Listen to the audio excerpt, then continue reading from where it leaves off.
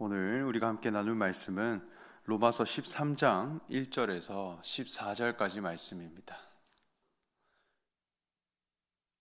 로마서 13장 1절에서 14절까지 말씀입니다.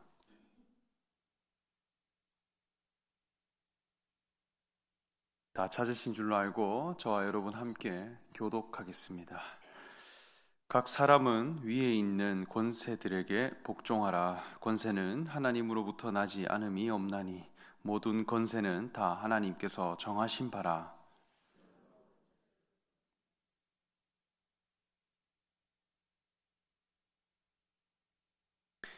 다스리는 자들은 선한 일에 대하여 두려움이 되지 않고 악한 일에 대하여 되나니 내가 권세를 두려워하지 아니하렸느냐. 선을 행하라. 그리하면 그에게 칭찬을 받으리라.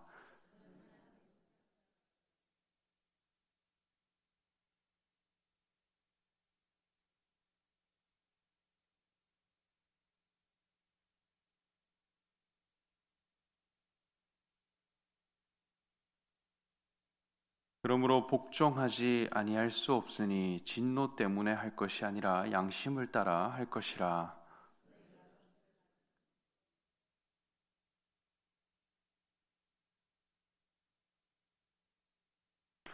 모든 자에게 줄 것을 주되 조세를 받을 자에게 조세를 바치고 관세를 받을 자에게 관세를 바치고 두려워할 자를 두려워하며 존경할 자를 존경하라.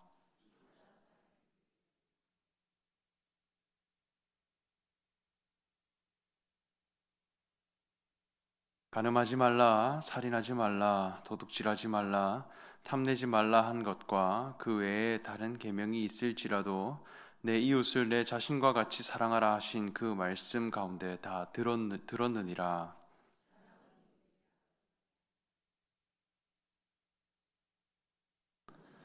또한 너희가 이 시기를 알거니와 자다가 깰 때가 벌써 되었으니 이는 우리의 구원이 처음 믿을 때보다 가까웠음이라.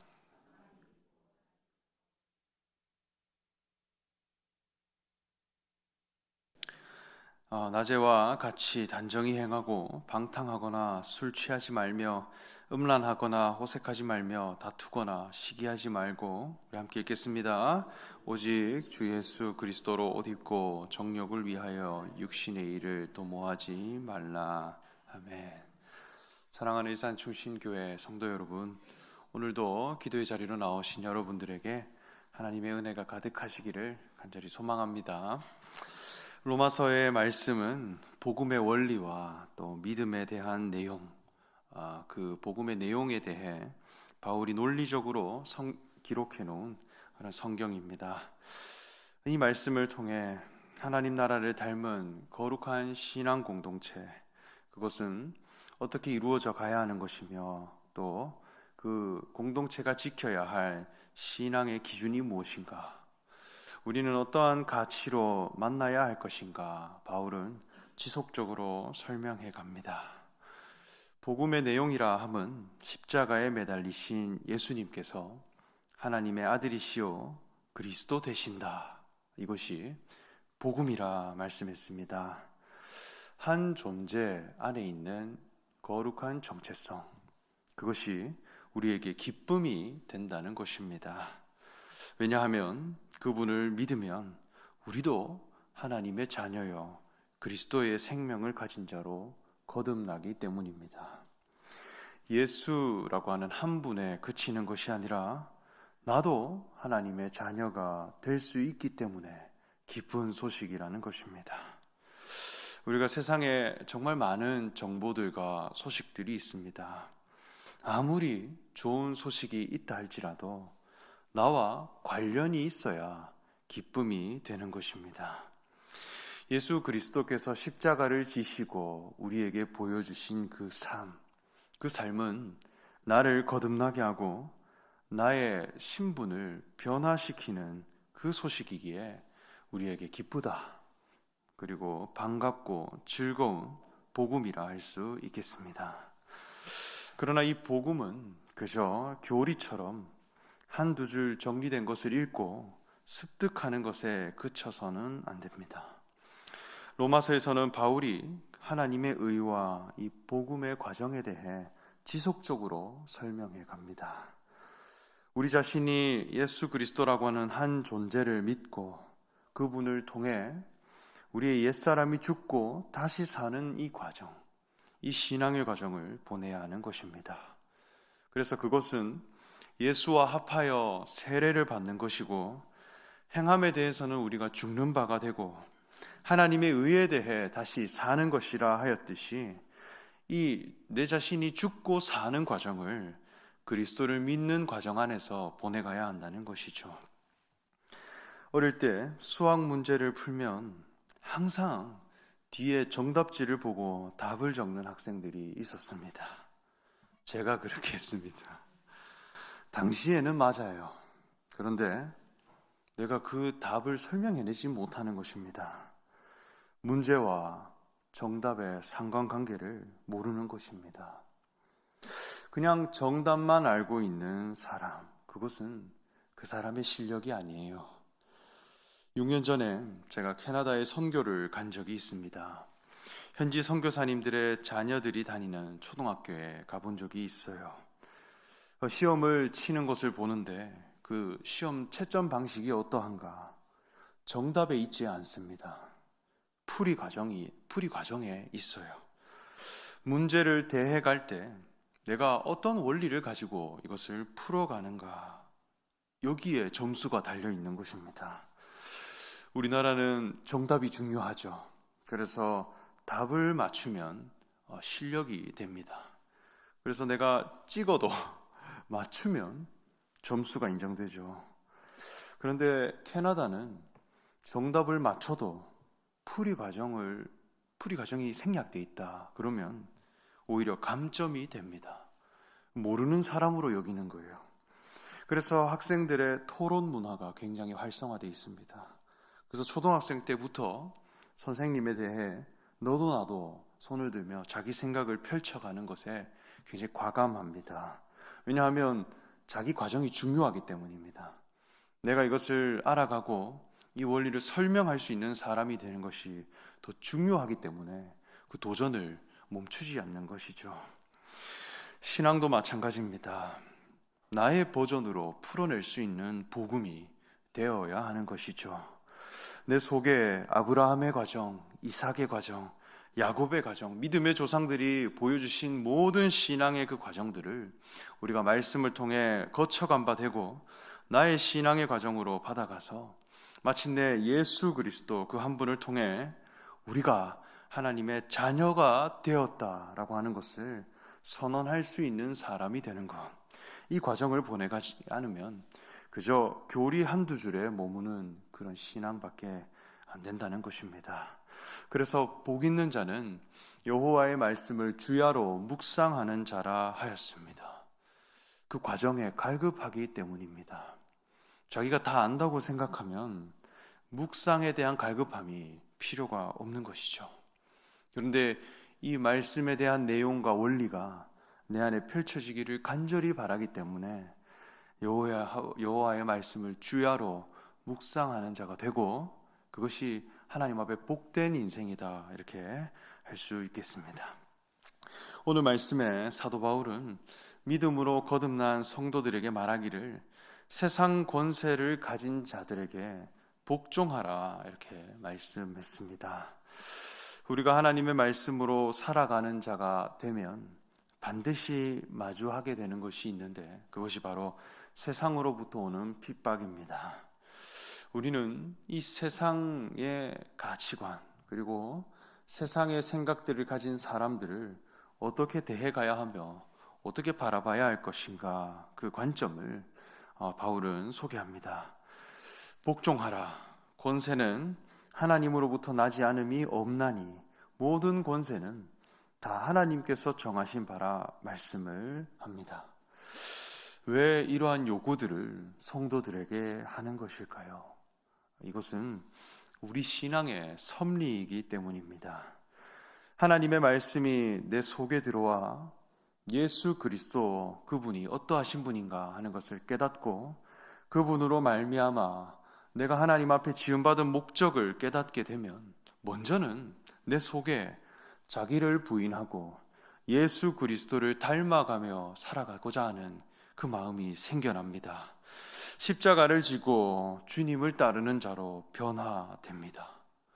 이전에는 무엇을 먹을까, 입을까, 마실까, 세상살이와 육체의 욕구에 이끌려 살아가고 어떤 세상으로부터 오는 상대 가치 안에서 내 자신의 자존감과 자존심을 찾던 그런 인생에서 이제는 하나님의 마음을 표현하고 그리스도의 직임을 가진 자로 왕같은 제사장으로 하나님이 옳다 하신 의를 확보한 자로서 하나님 지으신 모든 것을 다스리고 또 하나님의 형상을 표현할 수 있는 사람으로 거듭나게 된다는 것입니다.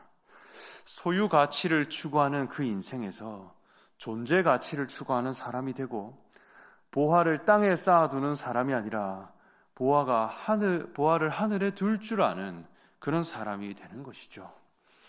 안목이 바뀐다는 것입니다.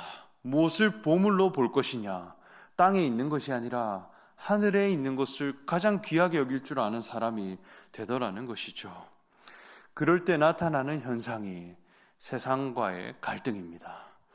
세상의 가치관을 가진 사람으로부터 비난을 받기도 하고 핍박을 당하기도 합니다.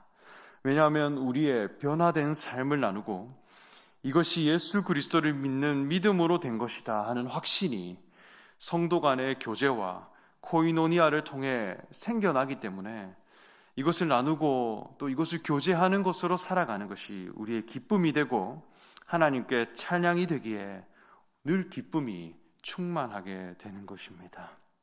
이것은 세상 사람들이 추구하는 즐거움과 그리고 만족, 이 기준과는 다른 것이죠.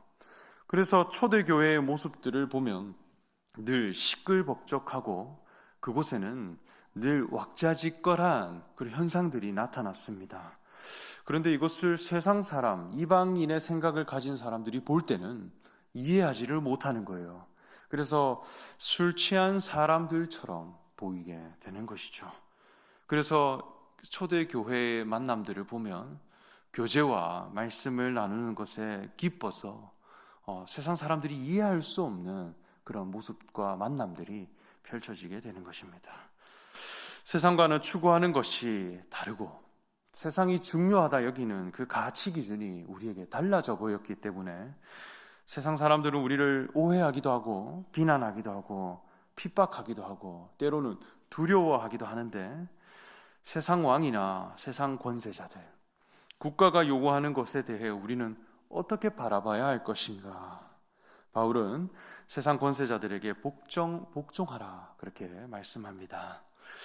여기에 나오는 이 복종이라고 하는 단어는 그저 노예처럼 무언가에 대해 순종하고 그리고 뭔가 굴복하는 그런 모습이 아닙니다. 여기에는 자발적인 순종이라는 단어, 그 뜻을 가지고 있습니다. 어쩌면 우리 그리스도인들은 하나님의 백성들은 출애굽의 백성이죠. 오히려 세상을 탈출한 자들이고 애굽을 벗어난 자들이고 세상의 종으로부터 우리는 이긴 자들이고 구별된 자들이다 했습니다. 그런데 이 말씀의 의도가 뭐냐는 것입니다. 복음을 갖춘 자가 되고 하나님 앞에 하나님의 의를 확보하고 그리고 주의 군사가 되어지게 되면 다시 하나님은 세상 앞으로 보낸다는 것이죠. 세상에 다시 복종하는 자로 그리고 세상 앞에 순종하는 자로 다시 하나님이 보낸다는 것입니다. 이것은 분명한 목적을 가지고 그리고 분명한 의도를 가지고 순종해가는 것이죠. 그저 아무 이유 없이 굴복하라든지 그리고 맹목적으로 세상 앞에 매인 삶을 살라는 것이 아닙니다. 하나님의 의도에 맞는 사람으로 우리가 맞추어가는 것이죠. 이것이 우리 인생, 몸을 가진 인생으로서의 다스림입니다. 하나님이 사람을 지으신 목적 안에는 하나님이 지으신 모든 것을 다스리라, 땅을 정복하고 다스리라 하는 다스림의 사명이 있었습니다. 그런데 이 다스림이다라고 하는 것은 하나님의 형상으로 다스리는 것입니다. 그저 세상의 왕과 같이 정복하고 지배하는 개념이 아닙니다. 내 자신의 사사로운 마음으로 그저 남용하라는 것도 아닙니다. 하나님의 마음을 표현하기 위해 다스리는 것이죠. 이것은 그리스도의 생명을 내가 전해가고 하나님께서 사람을 지으신 목적을 회복해가는 그 사역을 말하는 것입니다. 그래서 우리가 뒤에 이야기하기를 사랑의 빚을 지라 이렇게 이야기합니다.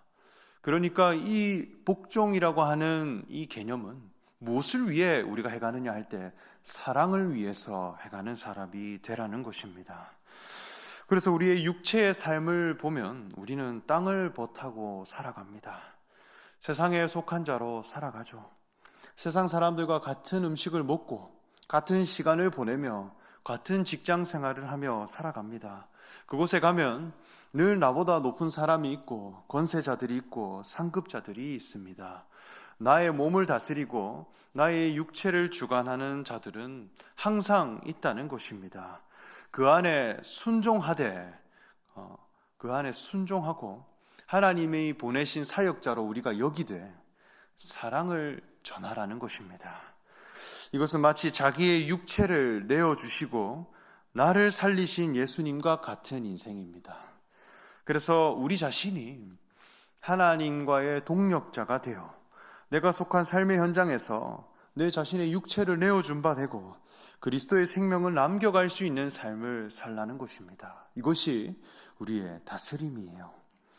믿음으로 거듭난 성도들이 지향해야 할 삶입니다.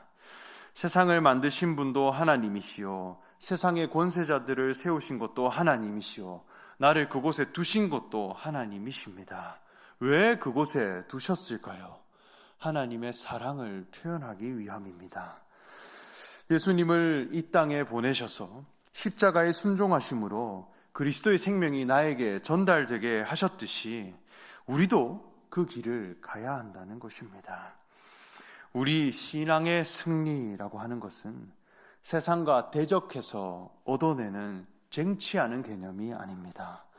세상 권세자들을 무너뜨리고 그들이 우리 발밑으로 굴복하게 하는 그런 혁명적인 것도 아닙니다.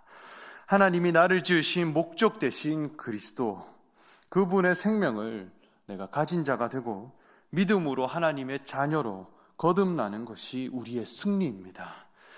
우리의 전쟁은 혈과 육에 있는 것이 아니라 영에 있는 것이다 말씀하셨죠. 가치관과 정체성의 승리가 우리가 지향해야 할 승리입니다. 어쩌면 나의 육체는 다 내어주더라도 이 정체성을 남기는 삶을 사는 것입니다. 그것이 다스리는 삶이고 승리하는 삶입니다. 왜냐하면 예수님이 우리에게 보여주신 삶이기 때문입니다. 그래서 복종하되 사랑의 빚을 지는 사람으로 해가라는 것입니다. 저는 한 20대 중반에 건축 현장에서 일을 한 적이 있습니다. 미국식 목조주택에서 저를 가르쳐주는 팀장님이 계셨는데 지금 정말 감사하게도 그 팀장님은 진짜 실력이 좋은 사람이었습니다. 아마 대한민국에서 가장 집을 잘 짓는 사람 중에 한 명이라 할 정도로 실력에 대한 자부심이 굉장히 강한 분이었습니다. 그분 밑에서 일을 하게 되었고 저는 완전히 막내였습니다. 그 현장에서는 시다라고 부르는데 온갖 수발을 다 들어야 하는 그런 입장이었습니다. 이 건축 현장의 삶이라 함은 굉장히 치열해서 거친 말과 행동도 오가게 되는데 한날은 열심히 일을 하는 중에 어떤 소식을 듣게 됩니다. 다음 주 월요일부터 비가 온다는 거예요. 그래서 폭우가 쏟아지어서 빨리 집에 지붕을 덮어야 하는 그런 상황이었습니다. 그래서 일은 진전된 게 많이 없고 날씨는 이제 폭우가 쏟아진다고 하니 이 팀장님이 사람들을 불러 모아서 주말까지 일을 하자고 합니다. 그래서 일요일까지 우리가 일을 하자는 거예요. 굉장히 저에게 큰 갈등이 생겨났습니다. 주일 성수를 못하기 때문입니다. 저의 위치는 막내였고 그리고 비는 온다고 합니다. 이 노동자의 삶이라 함은 건축주의 요구에 움직여야 하기 때문에 팀장님도 저를 볼 때 굉장히 난감한 그런 상황이었습니다. 저는 그분에게 이야기를 하며 얘기를 했습니다. 먼저는 제가 기도를 할 때 어떻게 이걸 해가는 게 좋겠습니까? 기도하였고 순종하라 하는 뜻을 우리가 가지고 팀장님에게 찾아갔습니다. 그래서 팀장님, 주말에 일을 해도 괜찮습니다. 팀장님이 가시는 대로 제가 따르겠습니다. 그래서 저의 눈치 보지 마시고 마음껏 행하십시오. 그렇게 이야기했습니다. 정말 주일에 예배를 드리고 싶지만 지금 나를 여기에 두신 하나님께 순종하는 마음으로 팀장님을 섬기면서 예배하는 시간이 되기를 기도했습니다. 왜냐하면 내 위에 이 팀장님을 만나게 하신 것도 하나님이시다라는 마음이 있었기 때문입니다. 그렇게 주말까지 열심히 일을 하고 지붕을 다 덮었습니다. 지붕을 다 덮자마자 비가 오더라고요. 그리고 저는 주일에 일을 마치는 대로 근처 교회로 가서 저녁에 예배를 드렸습니다. 그게 지금 7년, 8년이 지났습니다. 그 팀장님은 당시 교회를 다니지 않는 분인데 지금도 제가 교회의 어떤 인테리어나 건축 일을 하면 저를 도우러 옵니다. 세일이가 믿는 하나님의 일은 늘 함께 하고 싶다며 저의 결혼식도 오시고 또 때마다 제가 교회 사역에 요청을 할 때마다 오셔서 돕고 또 예배를 드리러 오십니다. 전혀 다른 사람으로 변화되어져 가는 것을 보았습니다. 사랑의 빈 외에 진 것이 없다, 그렇게 말씀하셨듯이 나를 내어주면 오히려 한 사람을 얻게 되더라는 것이죠. 그 시간을 통해 저는 노동자들의 마음을 이해할 수 있는 사람이 되었습니다. 주말에 교회를 오지 못하는 사람들의 마음, 그것도 헤아릴 수 있는 사람이 되었어요. 세상의 권세자들은 나를 다스리는 자들입니다. 그런데 알고 보면 그 사람을 내 위에 두신 분도 하나님이십니다. 나를 통해 하실 계획이 있기 때문입니다. 그리스도인으로서 우리가 살아간다는 것은 혈과 육의 싸움을 하는 자들이 아닙니다. 진리와 영에 관한 싸움을 하는 자들입니다. 그래서 나라는 속 사람이 세상 가치관을 이기고 이방인의 기도를 버리고 그의 나라와 그의 의를 구하는 사람으로서 나아가는 것이 참된 그리스도인의 모습입니다. 가끔 세상에 나갔는데 교회의 법으로 살려고 한다든지 교회에 왔는데 세상의 법으로 살려고 한다든지 이렇게 혼용하는 분들이 있습니다. 이것은 굉장히 이율배반적인 모습입니다. 세상 앞에서는 철저히 내가 세상 앞에 세상의 법에 맞춰 살아가고 하나님 나라에 돌아왔을 때는 하나님의 법에 순종할 수 있는 사람으로 언제든지 내가 왼발과 오른발을 그저 자유롭게 한 걸음 한 걸음 내딛어서 나아갈 수 있는 사람이 되듯이 우리 신앙도 세상 앞에 대해가는 우리의 태도와 그리고 교회 앞에 나올 때 우리의 신앙의 태도들을 구별해 갈 수 있는 사람이 되어야 하겠습니다. 육체에 대해서는 다 내가 내어준 바 되고 하나님의 목적 되신 그리스도의 생명, 이것만 얻고자 나아가는 그런 사랑의 빚을 남겨가는 그런 그리스도인들이 되어줘야 하겠습니다. 세상 권세자들에게 복종하라, 이 말은 우리 신앙의 어떤 방법론이 아닙니다. 세상을 바라보는 우리의 관점입니다. 사랑 때문에 나를 내어주라는 것입니다. 아무런 목적과 아무런 의도 없이 복종하는 것이 아닙니다. 그것은 애굽에서 종살이 하는 것과 다름이 없어요. 사랑을 경험했기 때문입니다. 사랑의 빚을 지기 위함이라 하는 그 분명한 목적, 이것을 기억하고 예수님이 나를 구원하신 그 원리를 우리가 묵상하면 이 뜻을 분명히 이해할 수 있게 될 것입니다. 그 구원의 원리를 가진 사람으로 세상 앞에 나아가시는 저와 여러분 되시기를 간절히 소망합니다. 기도하겠습니다.